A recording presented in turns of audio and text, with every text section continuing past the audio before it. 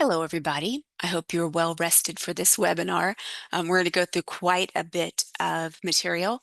So as we go through, you're welcome to add questions in the chat. I will glance over at that occasionally. And some of them I may need to wait till the end to discuss because I want to make sure we get through all the material. I will give you another mechanism in order to ask questions if you think of something after class, okay? And then we'll talk about that at the end, but just write them down as we go along. If it's very specific to your organization, you may want to use the alternate way of communicating just because we won't be able to cover everybody's what ifs in this session. But I want you to just see all the material, and I'm going to give you lots of resources as we go through. Okay, so first of all, my name's Andrea Ayers. I'm going to turn on my webcam for just a moment. I don't usually do this if you've been in one of my classes before. Hi, I am a senior product trainer, instructional designer at Sugar. I've been with Sugar for a little over 15 years. And I've been in training and professional services and then back in training again. I've been in training itself probably close to 30, which is going to date me. And anyway, this is me. So I am in a training department, which is Sugar University. And if any of you know Bree Rowe, she's my boss. Okay.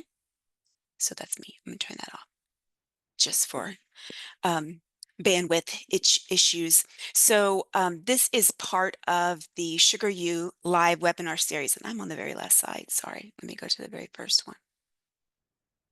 It's not a great start. Okay, here we go. So every great customer journey begins with a single lead. Today, we unlock the strategies that turn potential into partnerships and pipeline progress. So I'm hoping a lot of the best practices that we go through, the takeaways that you're going to have, are going to lead you to those potential great partnerships. Okay. All right.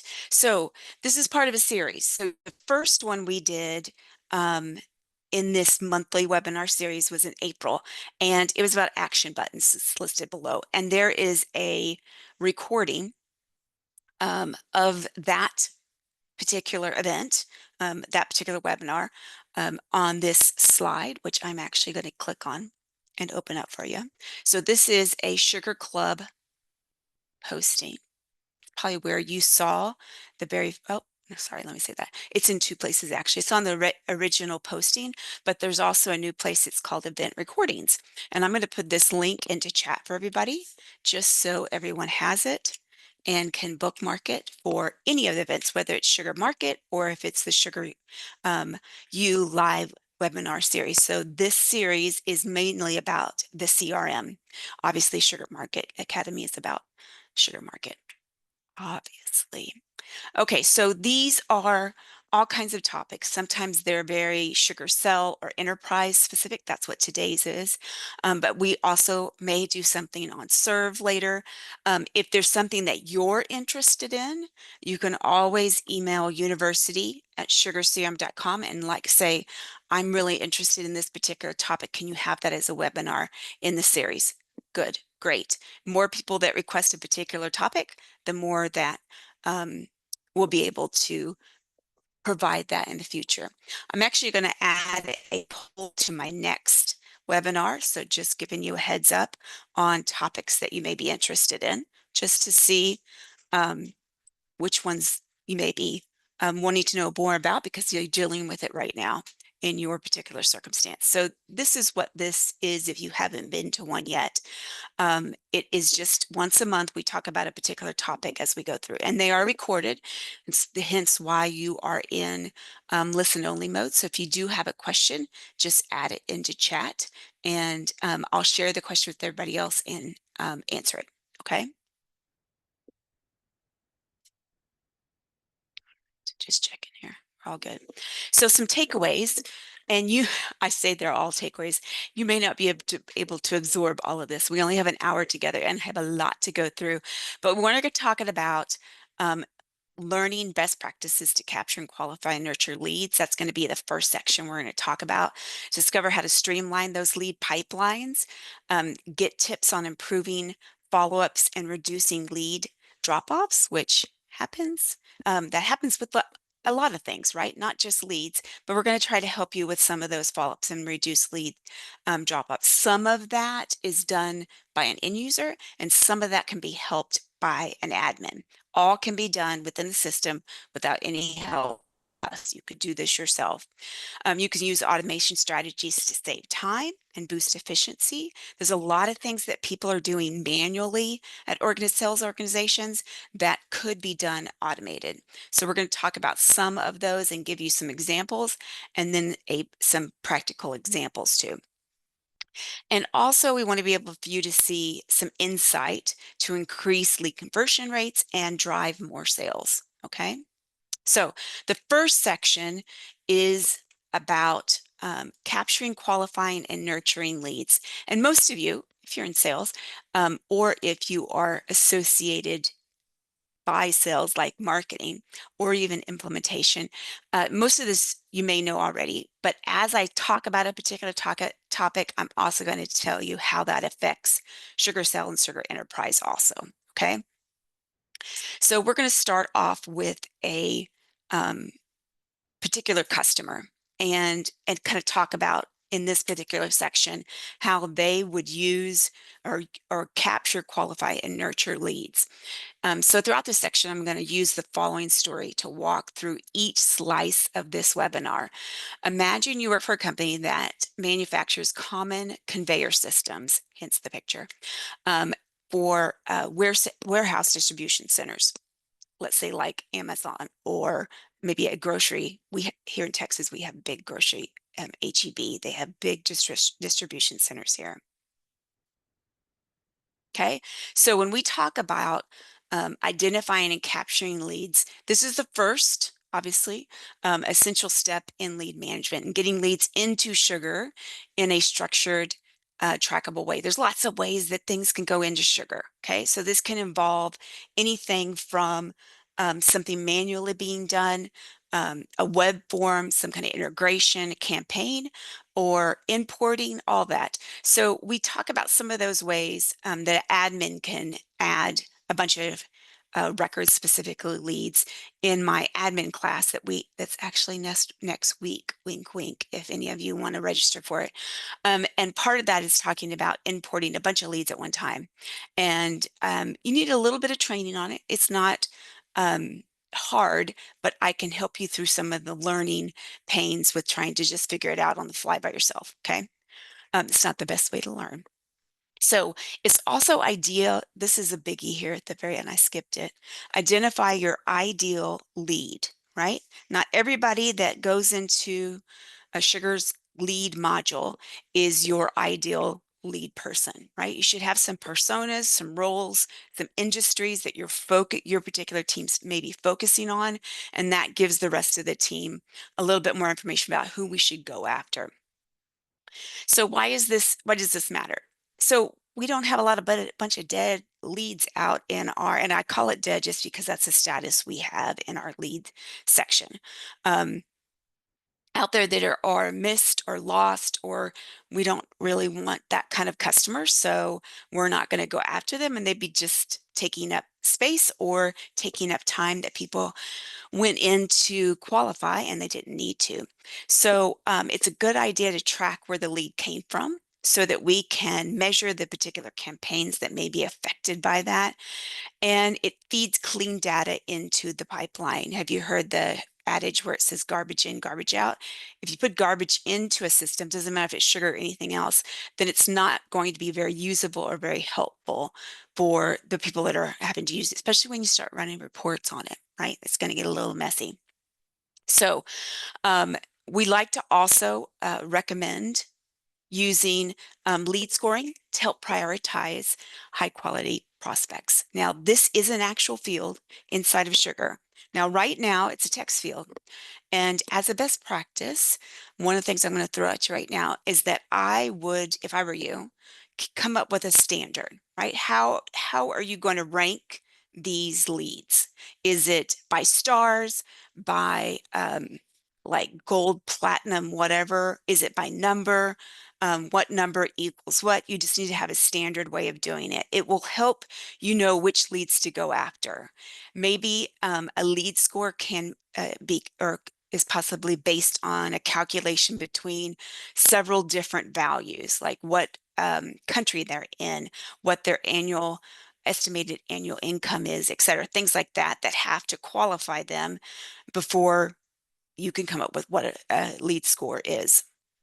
So it's not only going to help sales, but also marketing, focus on the most promising opportunities, because you want to get that lead eventually, obviously, to a closed deal. Not all leads are equal, right? We know that. Some of them are higher priority than others, with higher value, and they're ready to actually purchase than maybe someone else. Someone else may have a higher value, but they're not ready to buy right now. So you kind of want to know all that stuff when you're scoring, right? And that may also be something in your calculation for how I'm going to come up with this lead score. Now, if you're going to use our lead field and you're going to populate that number from a, let's say, Sugar BPM workflow, then you can leave it as is, as a text field, that's fine.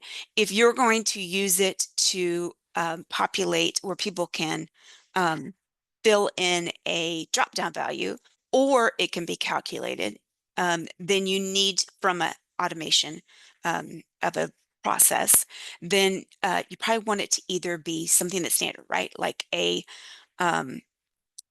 drop-down field. So it's that exact thing, 5-star, 4-star, 3-star, something like that.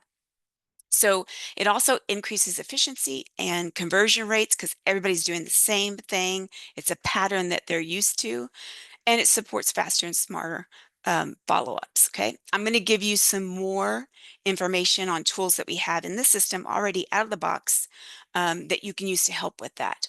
So when we carry on with our story, we're going to walk through each. Okay, sorry, I already said that. So if we're using lead scoring, then we're going to be able to help with our selling our conveyor system to our potential customers. I'm going to say our customers, but our potential customers, with having effective lead scores and going after the leads that have the highest value and their highest readiness. So scoring criteria. Sometimes we do it on demographics or firmographics. So firmographics are just like demographics, but for a company. So it could be based on a particular job title, because that may be in our persona, a particular industry, how big the company is, their location. And then also sometimes you score on or, because it could be both, behavior data. Like, what is their engagement? Are you tracking things like, did they open emails? Are they downloading content like use cases or customer profiles that you may have out there, or white papers? If there's any webinars they attended or website visits, whatever that may be, right? So you can score on those particular things also. How to use lead scoring: automatically route hot leads to sales and trigger nurturing workflows when leads hit a particular threshold.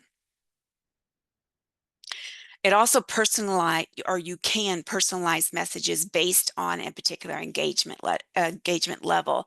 If someone just did one of the things on the behavioral side, like they just opened an email, you may not want to send them 5 or 6 things in an email when all they've done is opened it. They haven't actually engaged any further with any of the marketing that you may have done or any webinars that you may have hosted.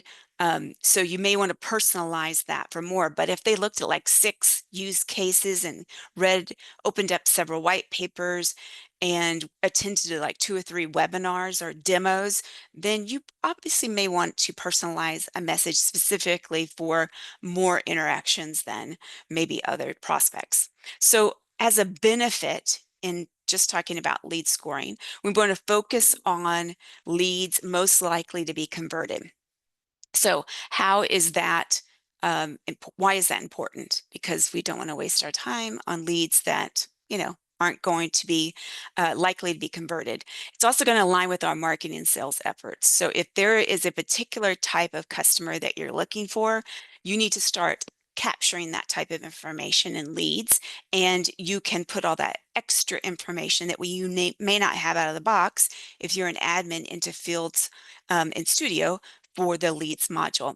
It also will help boost your conversion rates with timely relevant outreach. Okay, make sure I didn't miss anything here.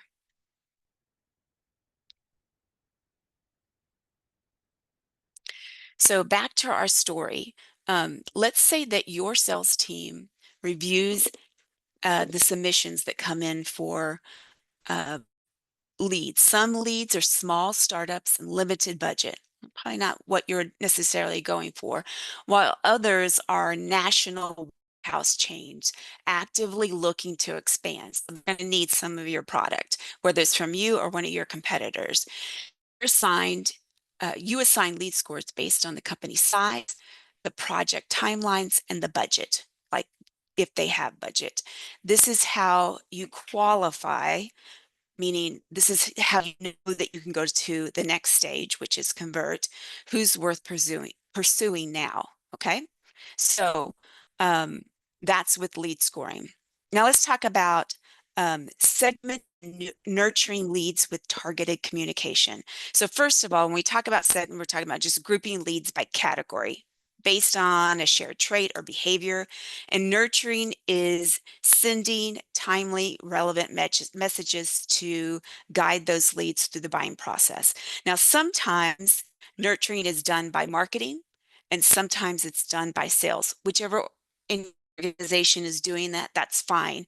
It doesn't matter which one. If it's done in Sugar by someone in sales, then there are things that we can do with Sugar BPM to kind of help with that nurturing process, right? Like we don't want anything to fall through the cracks because we're not constantly keeping track, or something is not keeping track of, hey, this lead hasn't been talked to in a little while, or even when it gets to an opportunity, we need to continue to do those interactions with them so that we don't lose them. So the main reason why this matters is that we want to build trust and keep your brand top of mind in their mind, in our customers, or even your customers. And it helps you personalize communications based on a particular criteria. All of that criteria, once again, can be done into or built into a Sugar BPM process. So segmentation and process, and action means that segment leads by, and let's say a healthcare customer downloads a pricing guide, maybe an evaluation stage, and they should be sent ROI calculations or use cases, not an introductory email, right? They're more interested than just a passive, I put my card into a fishbowl so that I could win at your conference, so I could win an iPad. Probably not super interested. They just want to win the iPad. Or you may need to also target your nurturing, meaning matching content to the lead segment, using, especially if you're dealing with a specific industry or different industries, use automated sequencing with timely outreach, and trigger personalized messaging based on activity in Sugar Cell. Now, the automated sequences of timely outreach, that can be done by Sugar BPM, but it also can be done with the help of Sugar Automate. And I'm going to talk about Sugar Automate in a little bit more in a minute, to kind of talk about how that can help you. Everybody does the same steps for a new lead that comes in. For leads that have this kind of lead score, these are the steps you need to take, etc. So how you can kind of plan out based on Sugar Automate. If you've not used it, we actually have a free self-paced class that goes through how to use Sugar Automate. Used to be called Customer Journey if you've been here for a while. The moral of the story for segmenting and nurturing, or this section in particular, not just that, is capturing leads at the event gets you names. Qualifying helps you focus on real opportunities, and nurturing builds trust and moves serious buyers towards a deal. And that's how a modern company turns interest into a signed contract, whatever that may be with your particular, any kind of agreement that you're having um, with a particular customer to close deals. But we want to, since we're talking about lead management, we're just trying to get them qualified, just get them to the next step. Okay, so the next section is called streamline your pipeline, right? We want to get to um, the particular leads that have the most value. So in this section, if we're talking about our company again, that is a, let's say a different company that is a mid-sized manufacturing of custom metal parts for industrial machinery. I know I'm getting so um, mechanical here, but let's just pretend like that's our particular customer. And with that particular customer, they're going to need to um, visualize lead status clearly within SugarCell. So the challenge before SugarCell is leads from multiple sources, wherever it may be, create tracking chaos, right? We don't know where things are coming from. We don't know what's working, what's not working. Sales reps use personal methods, right? This happens a lot. Wink, wink. We all know, okay? Excel, they have everything in Outlook. They keep their own notes. Everything's on their phone, you know, whatever it may be. So we need to get that out of their personal into Sugar. So managers have no visibility into leads, and that's going to mess up also all your reports if you're not actually putting them into Sugar itself. So afterwards, Sugar Cell is going to introduce a standardized lead status across the sales system, right? Based on your organization's decisions of what standards do you want. So before you implement Sugar, especially when you're talking about lead management into opportunities, you need to think about this is the way the whole organization is going to do this, right? These are going to be our sales stages. These are going to be our lead statuses. This is the way we're going to do lead scoring, etc. That needs to be all ironed out before you go forward. Otherwise, people are still going to do whatever they want to do, right? And besides this, all your communication is not going to be standardized either. So with Sugar, if you start putting these things into Sugar, and managers do have visibility into lead status and movement from one status to another, they can access visual dashboards that they can show pipeline statuses instantly and very clear, whether it's dashboards that we've given you or dashboards that the managers or even users have created for themselves. Doesn't matter. Especially if you're pulling things from reports. You can pull all kinds of reports, especially based on the statuses that we have. Now, our statuses that we have in leads doesn't mean they have to be your statuses, right? We've gone through and named each of ours. We have new, so you've got a new lead that comes in that's not necessarily assigned to anyone yet, right? We just have it new.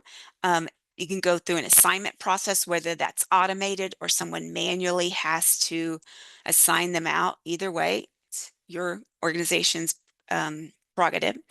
We have in process, which means they have done at least an initial contact with the customer. The lead may have actually responded to something that you have on your website, or that you've given them, or that's been mailed to them, or they saw some kind of ad and they've contacted you back. They're in process, right?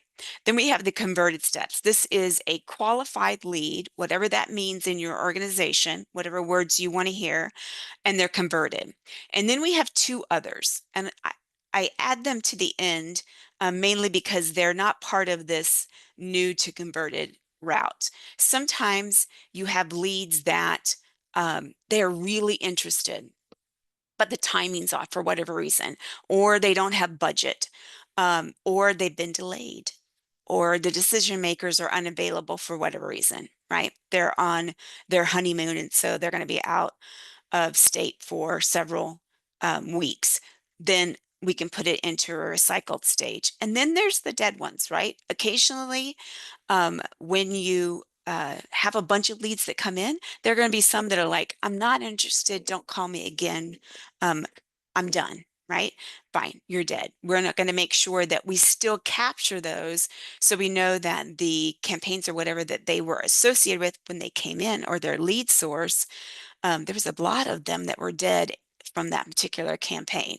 Okay, we need to refocus our marketing efforts so that we don't continue to have these dead leads. Okay. Now, like I said, these are ours. They come out of the box with Sugar. Use them or don't use them or add in new ones. I'm going to show you how to do that in just a little bit in the system. Okay, let me make sure I'm not missing anything here. 1 second. Got a lot of notes. Here we go. Okay, I'm going to show you how to add a stage right between these two, in process and converted, right here. Okay, so it's easy enough to do in the system. You have to be an admin in order to have access to Studio to change values. But if there's a list that already exists that all you're going to do is change or add or remove a value in that list, no matter which actual drop down it's connected to in the system, you can go to drop down editor directly. You don't even have to go into Studio. Now, if you don't know the name of the actual drop down, some are really clear and some of them are not. So I'm going to make this a little bigger because it's tiny font. So we're going to go directly into, and this one is we can find it very easily. So drop down editor, and we're going to go down to alphabetically on the far left side to lead stage. Okay, so look away for just a second. I don't want to give you a whiplash as I go down. Here it is right here. Lead, they call it status. Sorry, it is status, not stage. It's sales stage lead status. Okay, so I want to put a value here, and I'm going to call it pre-qualified. Okay, whatever that may mean to you. So you're going to have to put a display label and an item name. Display label is what your end users are actually going to see in the list, and the item name is going to be what's going to be in the database. Okay, so let me type them in here. Typing and talking sometimes aren't easy. It does not like special characters in the database name, so I'm just going to leave a space like this. Okay. There it is. So it added it, but it put it at the end. And I want to put these in order. So I'm going to grab it on the right-hand side where the display label is. And I'm just going to scooch it up right below in process. Okay. Once the list is done, I'm going to click save. Now, for those of you that have multiple languages, you will need to do this for every language you support. You'll have to put English in first if that's one of the ones you support. Save it, go back and do your next language. Okay. I'm just going to do it for English for now, just for sake of time, so we can get back into the next thing we're going to talk about. Okay, so then if it's already in, that drop down is already connected to a drop down field in leads. So if I go to leads right now and I go into any record, doesn't matter. So it's loading in that new drop down. So this is the first time it's going to display it. So it's loading it. I'm just going to show you that my lead status, that's lead source, hold on.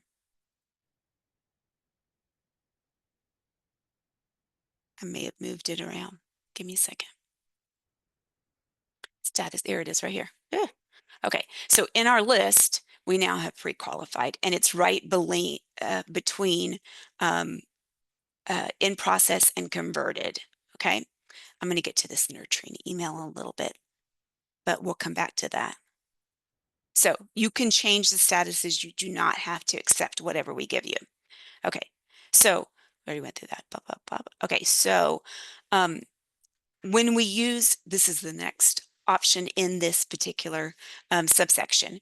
So we want to use our pipeline to start tracking our progress and spot bottlenecks, right? So it gets to a particular stage and then for whatever reason that particular lead, it's not going anywhere, it's stagnant. So there's ways that you can track progress within the system, whatever those stages may be. Like if you have different milestones that you hit, and as it goes through that, it stops at negotiation, or we're seeing issues with a lot of our leads hitting that particular stopping point, then it's a good idea to reevaluate and decide, okay, what are the actual bottlenecks and how do we fix them? Maybe these are one-offs, right? Those can also be identified sometimes based on things that we can automate within Sugar BPM also, when things get stuck in a particular status, okay? And it happens sometimes. So some common signs of bottlenecks, leads set in the qualified for weeks. In our case, in our system, you're going to see maybe it just sets at assigned. We assign this lead to a particular person and it didn't go anywhere. And many, maybe you have a many proposals that are sent by very few reaching out it to the, let me say this again, many proposals sent, but very few outreach to the, or sent, went to the negotiation phase. It didn't get any further than us sending information to them. You have high volume of new leads, but few converted to opportunities. That's down the pipeline, but this still is this is the very beginning of our pipeline in theory. These issues may indicate problems where you're having poor follow-up, you have unclear qualification criteria as an organization, or maybe an individual doesn't understand them.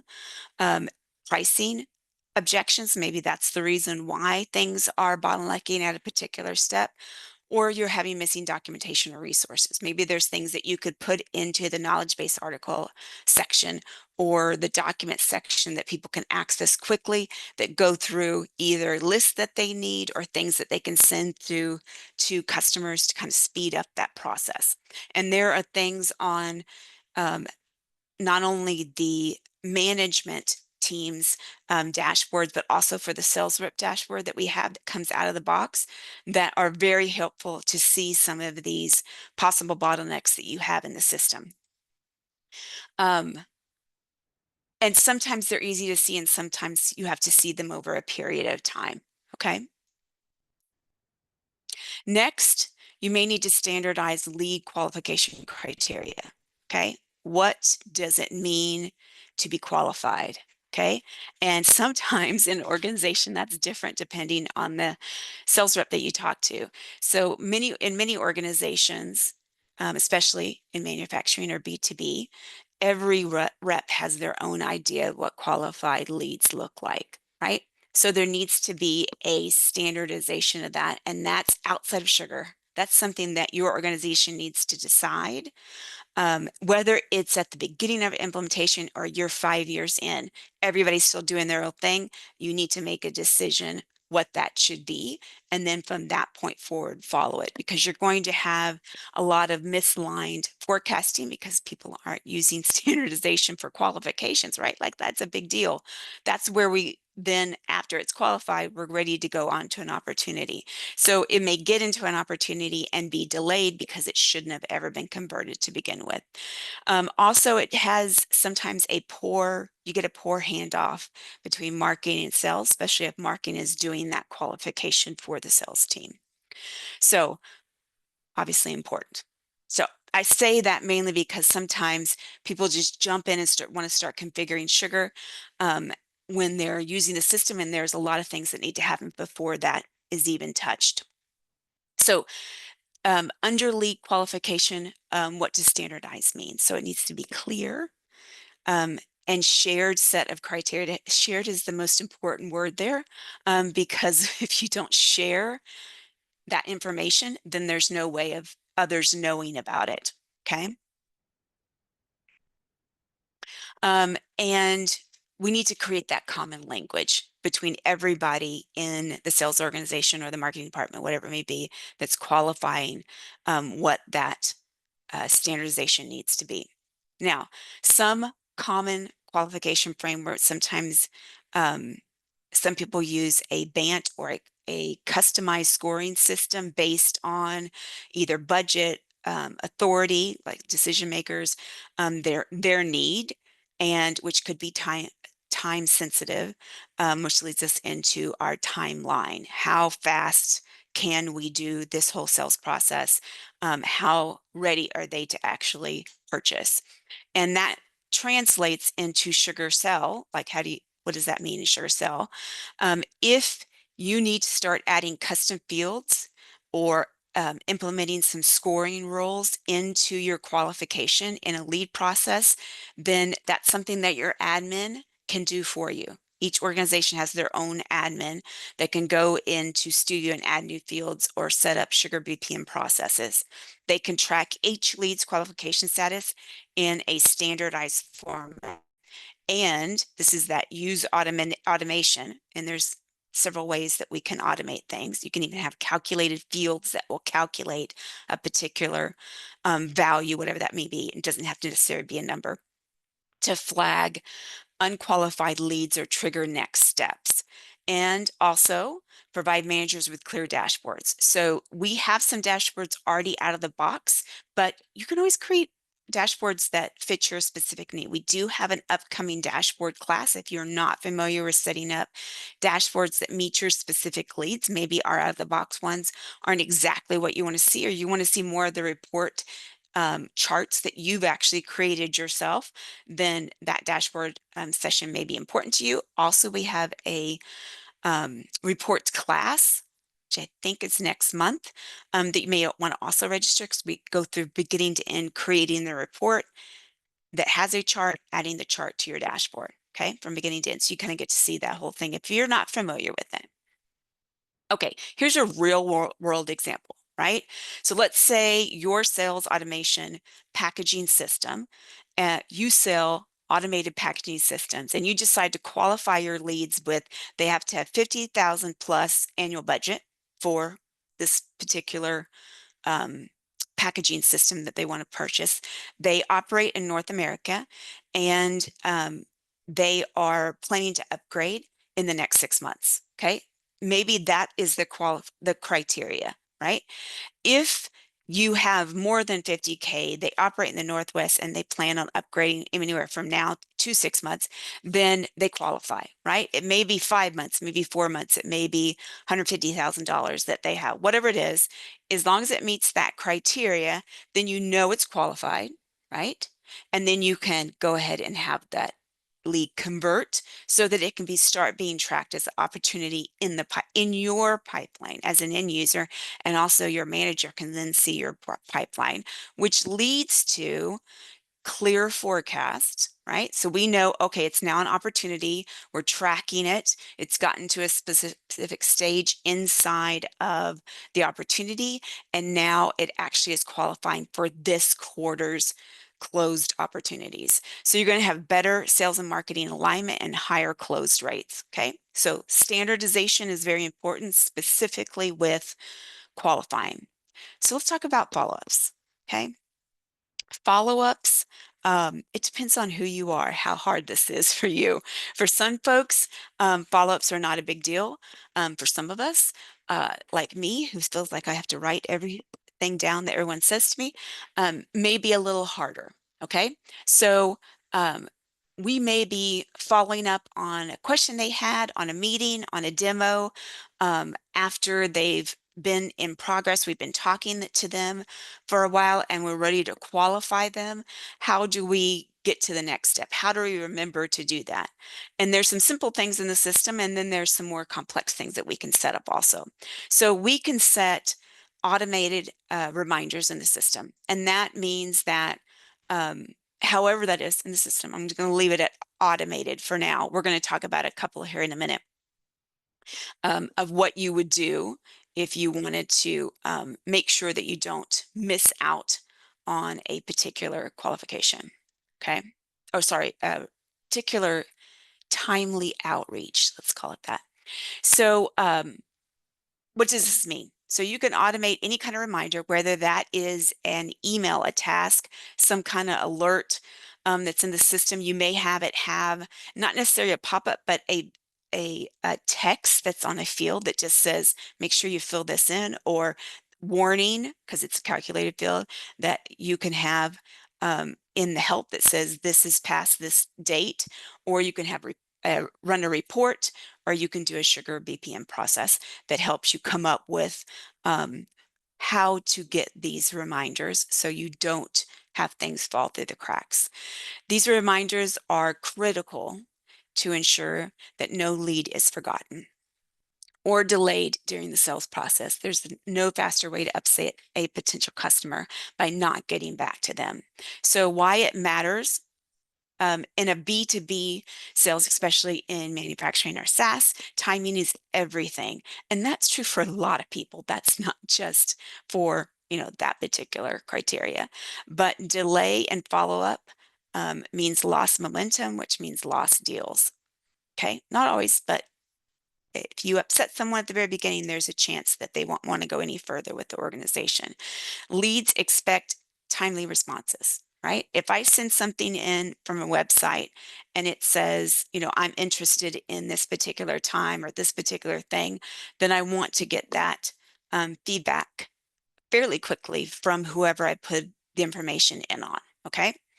Automation ensures consistency across the team and reduces human error. Let me check the time here. Okay, we're good. So it's just some benefits. It helps prevent leads from stalling or getting stagnant by just waiting because people aren't getting reminded that they need to do something, especially when you have a ton of leads that you need to get through in a particular day. Okay, saves time, improves responsiveness. That's what we want to do to keep that customer trust there and have a timely, reliable outreach. And it also enables reporting. So managers can track follow-up compliance and response times. Okay. So here's an example of how this would work in SugarCell. So let's say we want to trigger a workflow based on any lead that hasn't been contacted in 48 hours from creation, right? Lead was new, then it was assigned, timer starting, right? 48 hours, nothing's been done. Okay, so we may want to do something at one day, 24 hours before it's super late, right? We're just going to put a little alert and make sure that we notify the person that's assigned to that lead, hey, you need to respond to this particular lead. They haven't been responded to at all. So we can create tasks that are assigned to either the person assigned to the record or to their supervisor for them to do. We can send emails that alert certain people that, hey, we already notified your manager. They're going to come and nudge you, the end users, to take some action. Okay, so this may look like this in Sugar BPM. Okay, we may have a lead that's been assigned. Okay, this is a process that's in Sugar. And we're going to wait 24 hours and we're going to ask the question, is it still at assigned? And if it is still at assigned, meaning yes, yep, still assigned, they still haven't done anything, we're going to send an email to the assigned user and just friendly reminder, hey, you need to do something about it. We're going to wait another 24 hours, so now we're at 48, and then we're going to make another decision. Is it still at assigned? After we've already sent the email reminder to the assigned user, yes, it's still at assigned. So we're going to create a task for the manager to go and speak with the sales rep why they haven't done anything. And the very last thing that we're going to do after that is send an email to notify the user that a task has been sent to their supervisor. Okay. Now, sometimes when you're in a workflow like this, it's been 24 hours. Oh, it changed. It went to in process. So we don't want to deal with those. That's a whole nother situation, right? That is not lead stagnant process. That is another step in the process. And we may get all the way to here, and maybe this email satisfied the situation and it's not in assigned anymore. They're working on it. Could have been converted in that time period, depending on your sales cycle. And we're going to stop there. So we have 3 stops on this particular workflow. Perfectly fine. They just have to have different names, FYI. And this kind of takes us through that automated process that maybe someone is manually pulling reports or looking at their own records, and It's a lot more work than just letting the system do it, and it's always going to be the same. It's always going to have the same email. It's always going to have the same data in it, etc. Okay.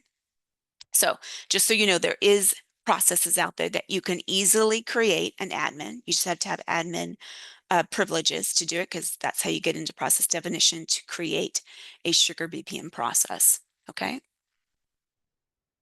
All right, just checking notes over here. I mean, my chat. Don't want to miss anybody. Okay, let's talk about templates and playbooks. This is another way to have consistency. Specifically, this is talking about messaging, but it could be lots of different types of consistency. Um, so why this matters. Inconsistent messages confuse leads and slow down the sales process, especially when some people have a buku of numbers of email templates that they use, and someone else just willy-nilly creates them every single time they have the same situation. Templates are going to ensure accuracy, speed, and brand alignment. Brand alignment's important. It makes the user or the recipient of your particular communication, especially if it's email, identify your organization quickly. Playbooks offer repeatable strategies and best practices. So what's a template and what is a playbook? So templates are pre-written messages used across common touch points. We call them in Sugar. An example of it would be templates that we have in email that you can set up that have the basic communication for any particular step within the process. It could be the initial outreach, maybe, hey, I'm just following up after this demo we had, or you want to have some kind of re-engagement with a particular customer that may have been in the recycle stage. And now you're just going to reach out and go, hey, is any of those criteria changed? Playbook's going to be your step-by-step guide to engage leads efficiency. Now, what this refers to, or the way that you can see this inside of Sugar very easily, is by using Sugar Automate. Sugar Automate is a way to display a particular playbook that you may have, or step-by-step steps within this is a new lead from beginning to the end. These are leads that are high value. These are leads that came in from a particular outreach that we did, whatever, right? Whatever that particular process is, you can have that outlined in Sugar Automate, okay? So a admin can go in and set up all of your playbook step-by-step guides, and then users can use those guides to step through it. Everything's done the same way each time, okay? So let me go to, let me see what slide I had that on. Here it is. Okay, so on the example slide, this one. So if you had a rep that's going to follow up with a trade show leads, however you got them, it doesn't matter whether you just got the list from everybody they attended. You could send thank you cards for coming into the booth to talk to you. A playbook could outline each step that should happen after that initial contact with them. Best practices: keep templates short and relevant, right? Right to the point, don't waste anybody's time. Regular updates based on the product buyer feedback, don't overdo it. Track engagement to improve efficiency, and align with marketing and product teams. And some ways to do that is through the Sugar Automate. So I'm going to add into chat the free class that we have. So go right to it in Sugar University. That is this free self-paced class that shows you how to use Sugar Automate. It's a great tool to standardize a lot of the customer journey, right? This is from initial contact through conversion, right? We qualified them, and it steps the user through each smart guide that's been created by the admin and that they are using, and the next sales rep beside them is doing the same thing because they're using the same automated steps. Really great for new people in the organization, whether they've been in sales for decades, this is your organization's way of handling and the steps you want everybody to take, and it's set in a SMART guide. Okay. So I would recommend you take a look at that link, just bookmark it for later. I think it's something important that you may want to look at. You also may want to leverage activity tracking to ensure leads aren't forgotten. This kind of feeds into a lot of stuff we've talked about already about tracking sales interactions, whether that's a call, meeting, note, or task. A lot of people don't put stuff into Sugar, so you can't run reports on it. So however you want to incentivize people to do that, it's important that they track it in Sugar, and there's one place that everybody goes to find communications to a customer. So it keeps leads visible and active in the pipeline, whether that means on their dashboard or on their calendar or on their new leads list that they get every single day, that they need to track, or what's the next step in the process, so that they don't have anything fall through the crack, or we drop a potential sales opportunity before it even gets qualified. Okay. So um, we want to make sure we're staying organized. We want to make sure not only our sales reps, but our leads, the managers, directors, everybody's on the same track. And this hopefully will fix some of the leads being forgotten. We don't want that to happen. So what activity tracking looks like in Sugar.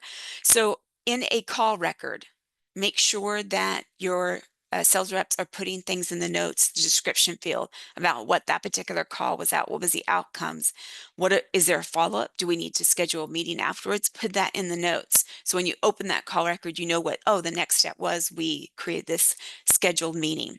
So I'm going to jump to meetings real quick. So meetings are discovery calls, demos. You could do a Zoom meeting and show them what your particular product is, any consultation that they need to have done, or any questions that they have specifically about particular products or services that you have. And your follow-up to that may be an email, right? Whether you send it from inside of Sugar, which yes, you can send emails inside of Sugar, right? Your admin has to have that set up, but yes, it can be done. And you can also receive emails from your customers inside of Sugar. Or you could use Sugar Connect, and it also connects your Outlook, for example, with your instance of Sugar. And you can also set up reminders very easily for your customers. Okay, don't forget, we're going to meet next week at this particular time. I'm going to do these things. You were going to bring to the table these things. Task could be tasks to other users of Sugar, or it could be a task for a customer, right? I sent something to marketing, so they would send a packet out to the customer that is a promo for whatever product we're selling. And then notes. Notes are important. And the reason why they're important is if for some reason a lead transfers from one person to the other, notes may be something like, make sure you use the word general in this guy's name, general whatever, or doctor, blah, blah, blah, whatever it is. Make sure you remember they're going on vacation between these dates, so don't try to contact them. Any special requirements that they have, or any preferences, any objections that you're going to have to overcome, all those are important. These are also things that a end user's manager is going to review. Okay, so also they need to be reinforced by the management team for them to actually be put into the system. Okay. All right. So here's a use case. So you got a new lead. So you want immediate response to maximize engagement. Great. You want a follow up tied to some type of behavior or interest. They're interested in this product. They fit this demographic, whatever it may be. Proposal was sent to a particular customer to remind them to check status or answer any questions. In activity, you want to send alerts when leads go cold, right? It's been 2 weeks. They haven't responded to our last invite to demonstrate the product.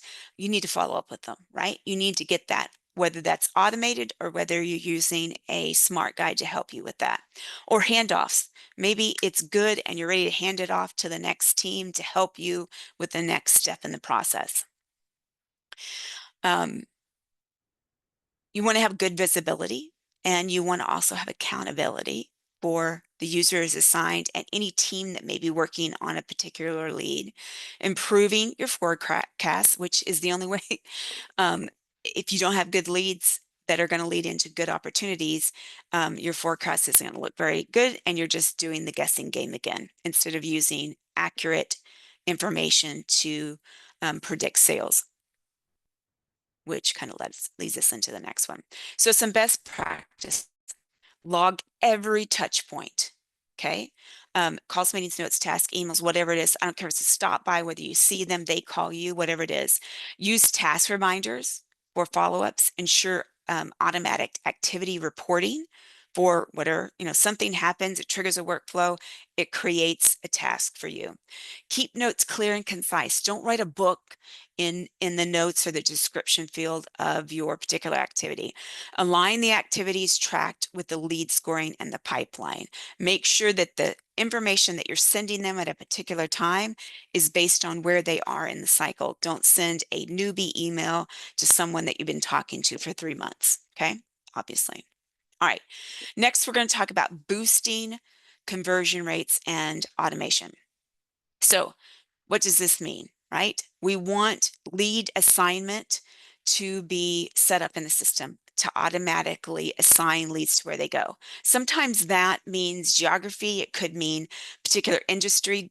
Different people get different leads based on a particular industry, what products they're interested in, because some sales reps are really good at this particular product and demoing it, and others are great at other products.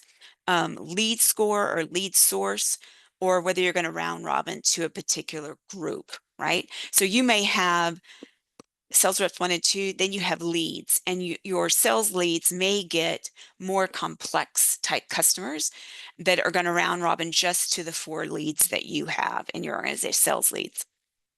So all of that can be automated in the system. Out of the box, I think there's 2 separate, one simple, one much more complex based on geography, that come with Sugar. They're already in the system when you purchase it. They're in Sugar BPM. They just have to be customized with your real team names, your real users, and how you're going to handle this quick connection between a lead and who's going to be responsible for them in your organization. So there's 2 of them that are out there. All you got to do is sort by leads, and you'll be able to see which one's with which. Why does this matter? Lead routing often leads to delays if you don't automate, uneven workloads, especially if you're not checking how many each of your particular sales reps workload is. One may have lots of leads to work on, another may not. And we don't want them to fall through the cracks, right? We want to make sure that we're consistently providing an same experience to all of our customers. By automating this step, you speed up that first contact, that very first initial, their impression of your organization with whatever that is, whatever that next step is. It also helps free up your managers. It ensures fair and transparent assignment and improves lead to response times. Okay, let me check the time. I've got 1 minute. Okay, I'm going to skip ahead here. Okay, I'm also going to supply the slides, FYI, to your organization. To Sugar Club, so your organization can use any of them, but I'm going to skip ahead to resources real quick. Okay, so there are lots of resources. This is just tip of the iceberg, and the one that's got the most is going to be Sugar Club. So Sugar Club's where you register for the class, so you should know where that is. This is what I would do. Okay, search for a key question. How do I do this? Or what's the best way to route leads based on territory or region or product type they're interested in? What would a process look like? Something like that. If you can't find an answer to it, ask the question. There's lots of different rooms, if you want to call them that, in our particular community, Sugar Club, where you can ask those questions.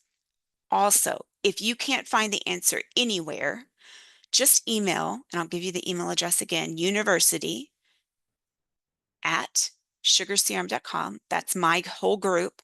And someone in my group will get you the answer or get you to the place that you need to be or provide you with that, either training or help guide or documentation or whatever it may be. Okay. Also, another big resource for you is any questions you have. We talked about putting them in Sugar Club. This again is the Sugar University at Sugar CRM website. I mean, email address.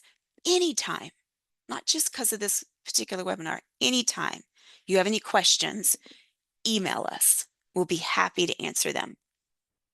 Upcoming webinars. So the next one we're going to have is in June, and it's about dashboards. If you don't know anything about dashboards or you want to improve some of your skills, then that's on June 19th. You can sign up for that also on the same place you signed up for this class.